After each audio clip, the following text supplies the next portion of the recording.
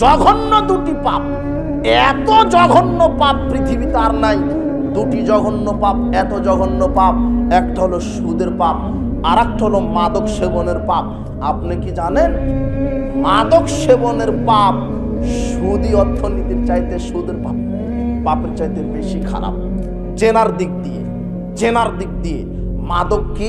আল্লাহ বলছেন ইন্নামাল খামরু, হে বিশ্বাসীগণ আমি মদ হারাম করে দিলাম, হে বিশ্বাসীগণ আমি মদ হারাম করে দিলাম। মদ কাকে বলে, মাদক কাকে বলে? কোরআন হাদিসে নির্দিষ্ট কোনো বস্তুর নাম আল্লাহ নেননি যে এইটা মদ। আল্লাহ শুধু বলেছেন মদ হারাম। রাসূল সাল্লাল্লাহু আলাইহি ওয়াসাল্লাম বলছেন কুল্লু মুসকিরিন খামরুন, প্রত্যেক যেই বস্তুতে নেশা আছে সেটাই হলো মদ। কুল্লু খামরিন হারাম, আর প্রত্যেক মদ হলো হারাম। যেই বস্তু খেলে নেশা হয়, মানুষের বিবেক লোপ পায়, মানুষের বিবেক আচ্ছন্ন হয়, মানুষের হিতাহিত জ্ঞান থাকে না, ওই জিনিসটাই মদ। যেই জিনিসটা খেলে মানুষের নেশা হয় সেই জিনিসটাই মদ। কতটুকুন খেলে? আপনি বলবেন আমি তো অল্প কিছু খাই। রাসূল সাল্লাল্লাহু আলাইহি ওয়াসাল্লাম বলেছেন যেই জিনিসটা খেলে মানুষের বিবেক পাগলামি করে, মানুষের বিবেক আচ্ছন্ন হয়, মানুষের হিতাহিত জ্ঞান থাকে না, সেটা মদ। কিন্তু আমি তো যেই জিনিস খাই, বিড়ি খাই, সিগারেট খাই, জর্দা খাই, এতে তো আমার বিবেক ঠিকই কাজ করে, আমি তো পাগলামি করি না, তাই জর্দা বিড়ি সিগারেট মদ নয়। জি না, রাসূল সাল্লাল্লাহু আলাইহি ওয়াসাল্লাম বলছেন মাসকারা কাসিরুহু ফাকালিলহু হারাম। যেই জিনিসটা বেশি খেলে বিবেকের ক্ষতি হয় তার অল্প খাওয়াটাও হারাম। শুনেন, রাসূল সাল্লাল্লাহু আলাইহি ওয়াসাল্লাম বলছেন যেই জিনিসটা বেশি খেলে বিবেকের ক্ষতি হয়, শোনেন, যেই জিনিসটা বেশি খেলে মানুষের বিবেক নেশা সৃষ্টি করে সেই জিনিসের অল্প খাওয়াটা হারাম। আপনি জর্দা খান পানের সাথে 1 গ্রাম 2 গ্রাম, কিন্তু আপনি যে জর্দা খাচ্ছেন, যে জর্দা খাচ্ছে ওকেই যদি একসাথে 200 গ্রাম জর্দা খাইয়ে দেওয়া হয়, ওর আর হিতাহিত জ্ঞান থাকবে? তার মানে জর্দা বেশি খেলে বিবেকের ক্ষতি যদি হয়, জর্দার একটা দানা খাওয়াটা কি হারাম? উপস্থিত বৈঠকের মুসলিম দিনী ভাই বোন, তামাক পাতা থেকে তৈরি হয়। বিড়ির মশলা, সিগারেটের মশলা তামাক পাতা থেকেই তৈরি হয়। এগুলি অরুচিকর খাবার। আল্লাহ সুবহানাহু ওয়া তাআলা কোরআন মাজিদে বলছেন মদ হারাম। রাসূল সাল্লাল্লাহু আলাইহি ওয়াসাল্লাম মদের ব্যাপারে পরিষ্কার করে দিয়েছেন মদ কোনো নির্ধারিত বস্তুর নাম নয়। যেই জিনিসের ভিতরে নেশা আছে সেটাই অল্প পরিমাণ খেলেই সেটাই মদ।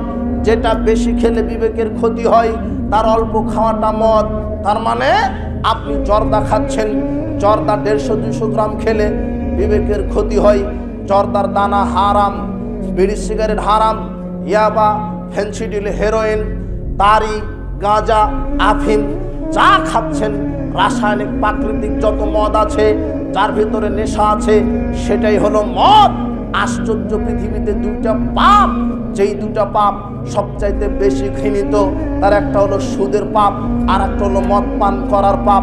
আপনাকে বলছি 1 টাকা সুদ খেলে মায়ের সাথে 36 বার জেনা করলে যেই পাপ হয় তার চাইতে বেশি পাপ হয়। কিন্তু রাসূল সাল্লাল্লাহু আলাইহি ওয়াসাল্লাম মদ পানের ব্যাপারে বলছেন আল খামরু উম্মুল ফাওয়াহিশ, মদ পান করা প্রত্যেক অশ্লীল কাজের মা। মদ পান করা প্রত্যেক অশ্লীল কাজের মা।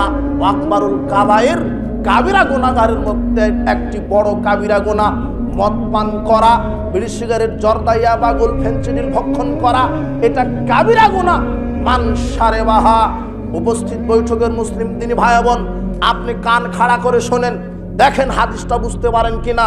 রাসূল সাল্লাল্লাহু আলাইহি ওয়াসাল্লাম বলছেন মান শারেবাহা, যে ব্যক্তি মদ পান করলো, ওয়াকা আলা উম্মিহি ওয়া খালাতিহি ওয়া আম্মাতিহি, সে যেন তার মা, খালা, ফুপুর সাথে জেনা করলো। এখনো বুঝতে পারেননি মনে হয়? বুঝবেন কি করে? সিগারেট তো নিয়ে এখানে বসে আছেন, আপনি ধরাতে পারছেন না, এখান থেকে উঠতে পারছেন না, উঠলে আপনি কাঁদাতে টান দেবেন। আপনাকে তো আমার ভালো করে চেনা আছে। আপনি ঈদের সালাতের ওখানে ধৈর্য ধারণ করতে পারেন না, সালাত সালাম ফিরানো দেরি, মাছের কোনাতে গিয়ে গাঁজা ধরাতে দেরি নেই। এই যুবক শোনো, তোমার বাপের এক হাতে ছুরি আছে আর এক হাতে সিগারেট আছে, গরু জব করতে পারছে না কেন? গাঁজা এখনো শেষ হয়নি তাই। বিড়িটা ফেলে দিয়ে গরু জব করছে, বুঝনি তুমি? আর তুমি এখানে বসে আছো সিগারেট পকেটে নিয়ে, তোমার বাপের ওই কোমরে আছে বিড়ি, আর তোমার দাদার ওই যে পকেটে আছে ডিব্বার ভিতরে জর্দা অথবা গুড়। আর তোমার মসজিদের হুজুর তো মারে আর বলে যে মাকরু। তোমার মসজিদের হুজুর জর্দা খায় আর কি বলে? মাকরু। অথচ তোমাকে আমি কি দিয়ে তোমাকে লজ্জা দিব? তুমি যে সিগারেট খাও, আর আপনি সকালে তদন্ত করবেন এই ধনট থানার ভিতরে যার যত বড় ডিগ্রি সে তত বেশি গাঁজাখোর। ও বলছে যে আমি ঢাকা বিশ্ববিদ্যালয় থেকে ইংরেজিতে মাস্টার্স করে এসেছি বিড়ি খাওয়ার জন্য, আমি খাবো চুইস পেনশন। বুঝনি তুমি? ওর যার যত ডিগ্রি বেশি তার গাঁজার পাওয়ার তত কি বেশি, ওর প্যান্ট টাকনুর নিচে তত বেশি, দাড়ি চাচাও তেমন। যারও দুইজন আছে, এখন তো আপনার বিরুদ্ধে যাচ্ছে, আপনি যে হাসছেন, যারও দুইটা আছে দেখবেন যে জুতার ব্রাশের মতো হয়ে আছে। লজ্জা লাগে না? শিক্ষিত দাবি করেন, সিগারেট খান। এই যুবক শোনো, তুমি খাও সিগারেট, তোমার বাপ খায় বিড়ি, তোমার দাদা খায় জর্দা, তোমার মসজিদের হুজুর খায় জর্দা। তোমরা এমন খাবার খাও তোমাদের রুচি নাই, তোমরা এমন খাবার খাও তোমাদের রুচি বলে কোনো জিনিস নাই। তোমরা বাপ বেটা রাস্তাতে দাঁড়াও, তুমি সিগারেট ফেলে দাও রাস্তায়, তোমার বাপ দিবে বিড়ি আর তোমার মসজিদের হুজুর জর্দা ফেলে দিবে। দেখো, কুকুর পাশ দিয়ে যাবে, কুকুর জর্দা বিড়ি মুখে দিবে না, সেটা তোমরা খাও। তোমরা কুকুর সিগারেট চাইতে খারাপ, অরুচিকর খাবার। গরু ছাগলের হোঁশ আছে, কি আছে? গরুর কি আছে? হোঁশ। আপনারা গরু প্রতিপালন করেন কি? আমরা ছোটবেলাতে মাঠে গরু নিয়ে যেতাম, বকরি নিয়ে যেতাম। যখন ওই গরু মাঠে নিয়ে যেতাম, গরু ভালোই ঘাস খায়, খেতে খেতে খেতে খেতে এমন একটা ঘাস তার মুখের উপরে পড়ে আর মুখ দেয় না। অথচ ওই ঘাসটা কিন্তু উর্বর বেশি। কি বেশি? উর্বর বেশি হয়ে আছে, হিসাবে তো ওটাই খাওয়া লাগতো নাকি? কিন্তু খাচ্ছে না কেন? হ্যাঁ, ওর তলে কি আছে? ওই জন্যই তো উর্বরতা নাকি? এই যে দেখেন কবর আছে, মানে গরুর হুঁশ ফিরে এসেছে না, এটা হলো খবিস, অপবিত্র, এটা খাওয়া যাবে না। ওই যে নীলফামারী, কুড়িগ্রাম, নীলফামারী, রংপুর, কুষ্টিয়া, একর একর জমিতে তামাক চাষ হয়। কি চাষ হয়? তামাক। তা আমি একদিন কুষ্টিয়াতে গেলাম, গিয়ে বলছি যে এই যে ওই তামাক চাষ করছেন, তো এটা কি কত করে মন বিক্রি করেন আপনারা? তো বলছে এটা 8,000 টাকা মন আমরা বিক্রি করি। দামি ফসল তো। তা আমরা রাজশাহীতে ধান চাষ করি, পটল চাষ করি, বেগুন চাষ করি। পটল বেগুন যখন আমরা চাষ করি তখন বেড়া দিই, বেড়া বোঝেন কি না?